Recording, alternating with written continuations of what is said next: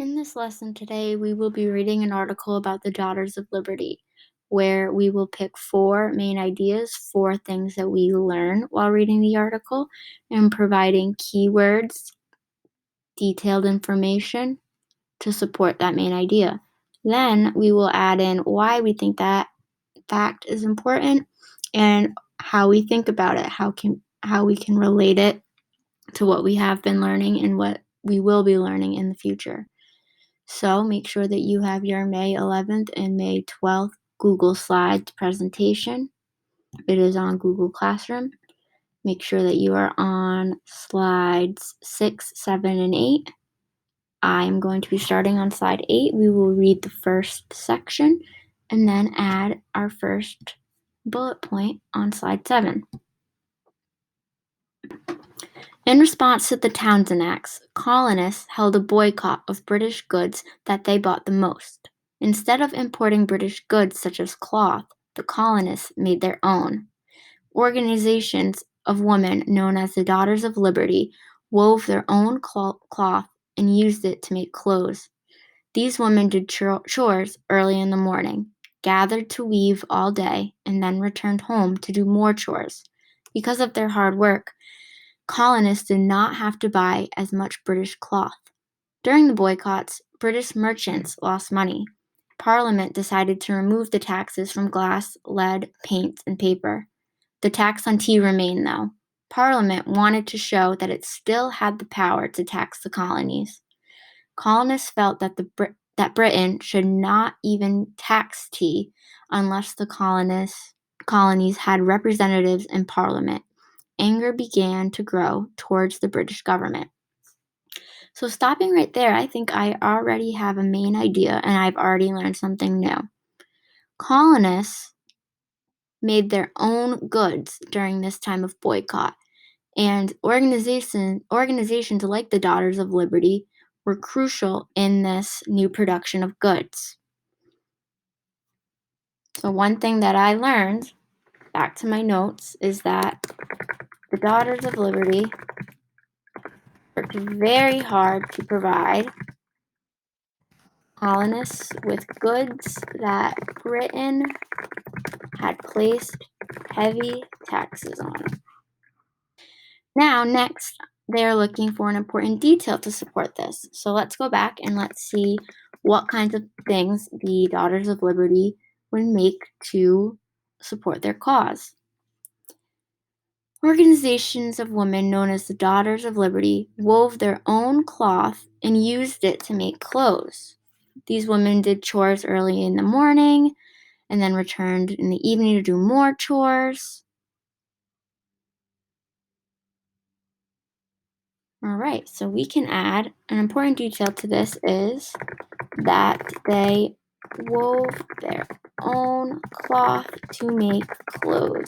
As we keep reading, we'll see if there's any more examples of this.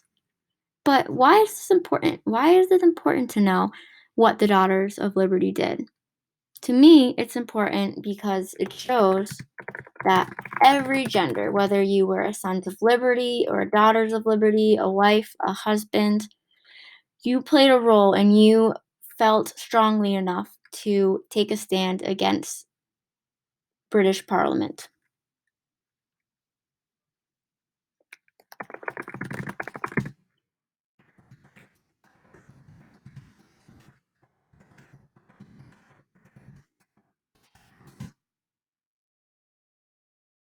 So now that we know the Sons of Liberty helped during this time and the Daughters of Liberty, the women, helped during this time, this makes me think and this makes me wonder, what about the children?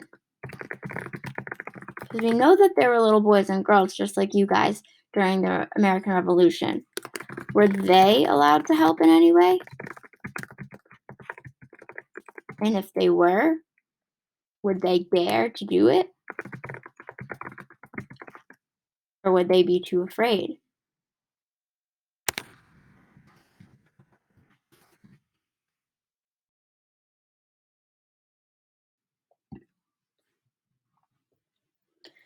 When did the Daughters of Liberty form? The name, the Daughters of Liberty, first began showing up in the press around 1766 when the Boston Gazette published an article on April 7th of that year about a recent spinning bee held at a house in Providence, Rhode Island. To get around purchasing and drinking British tea, women found alternatives by making herbal teas from various plants like raspberry, mint, and basil, which they referred to as Liberty tea. Now, this is important. You should have read this and thought, oh, this is another detail for how the Daughters of Liberty supported the items that were taxed. So I'm going to add to my notes, they also made their own tea.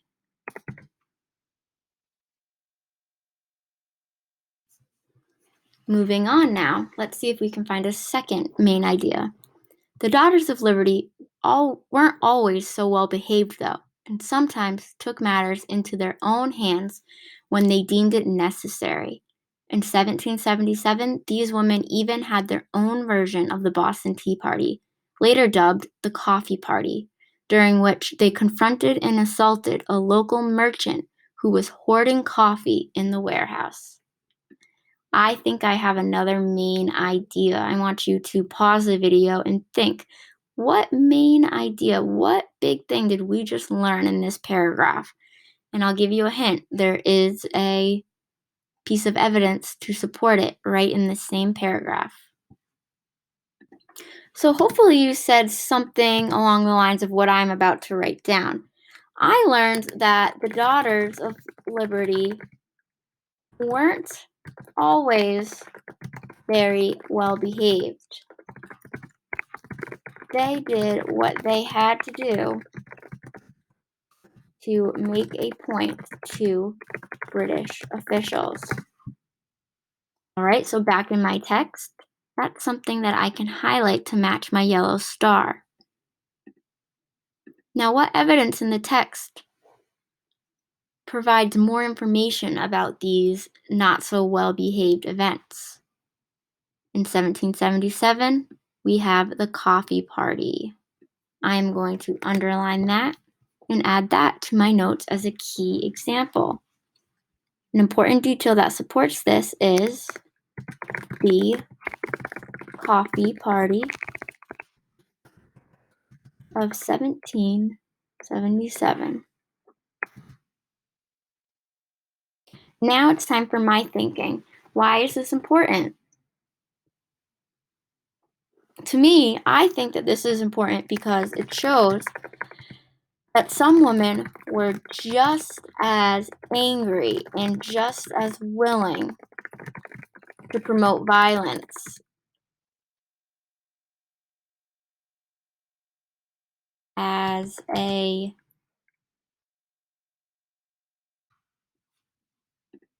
outlet of their frustration. Basically, what I'm saying is they were almost just as bad as the Sons of Liberty. Now, this makes me think. This makes me think about the other things that the Daughters of Liberty could have done to help during this time.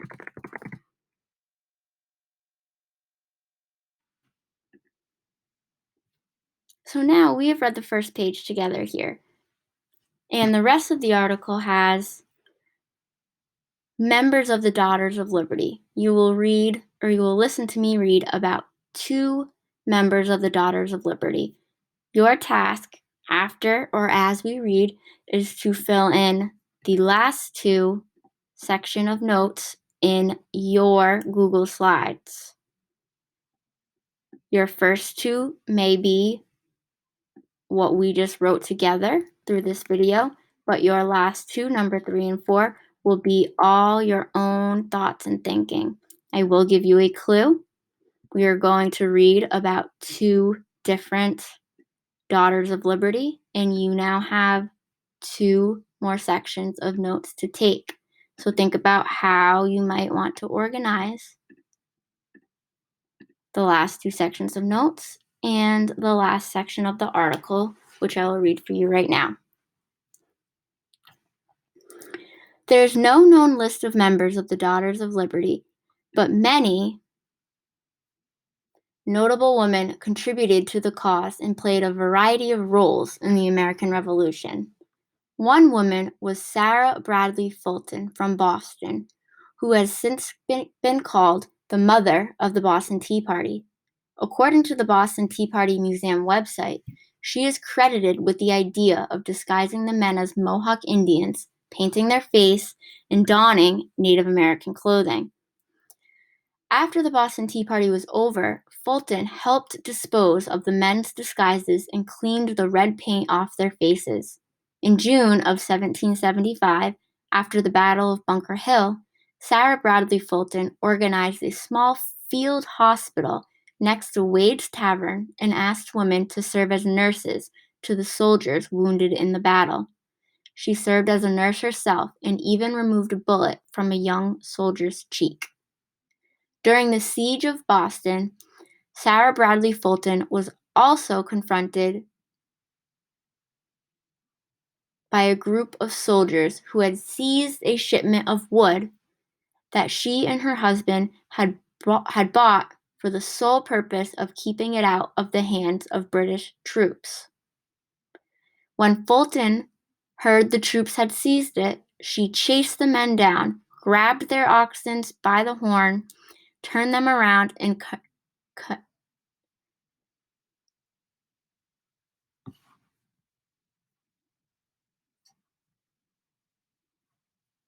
commandeered the shipment. When the troops threatened to shoot her, she simply replied, "Shoot away." Amazed by her defiance, they surrendered the shipment to her. A chapter of the Daughters of the American Revolution was later named after Fulton, and a memorial plaque was placed at her gravesite in 1900. Another notable Daughters of Liberty was actually a young girl, Susan Boudinot, the 9-year-old daughter of the future president of the Continental Congress, who made the pledge not to drink British tea and stuck to her promise. While visiting the home of New Jersey's Loyalist governor, William Franklin, she was served a cup of tea, and after refusing it multiple times, she then accepted it politely, crossed the room, and threw the tea out a nearby window.